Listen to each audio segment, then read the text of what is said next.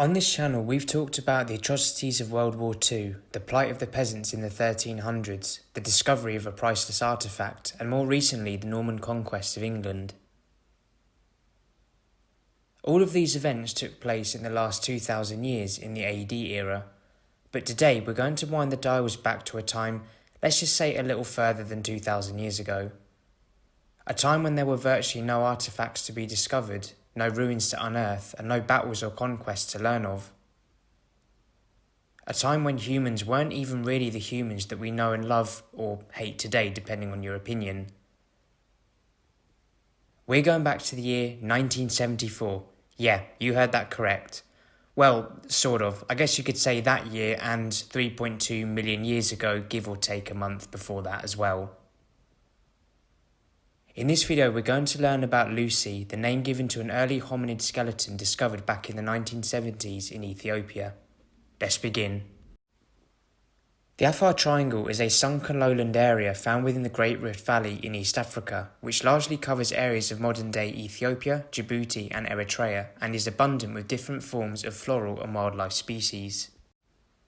The area is also significant as it is labelled as the cradle of human evolution owing to the discovery of some of the earliest hominin fossil specimens found in the region. The most significant of which, AL288-1, was unearthed in 1974, later named Lucy or Dinkanesh in the local Amharic language. The name Lucy given due to the reason that the archaeologists were listening to the song Lucy in the Sky with Diamonds at the time of her discovery. Fun little factoid there. Dr. Donald Johansen and his graduate student Tom Gray are the two archaeologists accredited with discovering Lucy. Johansen had spent time in Ethiopia previously in 1972 to inspect the geological formations of the Afar region, and then again in 1973 when he made his first hominin discovery.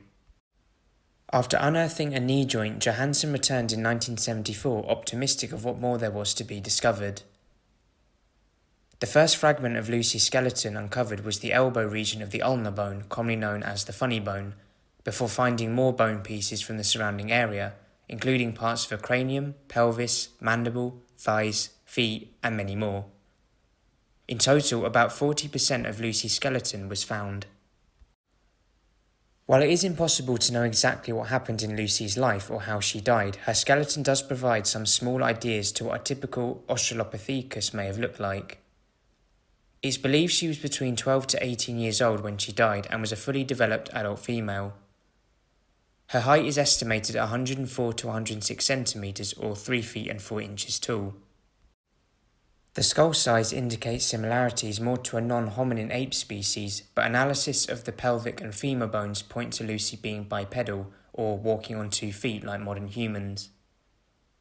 A later 2016 study also proposed that the Australopithecus were largely tree-dwelling, but the extent of this is still debated.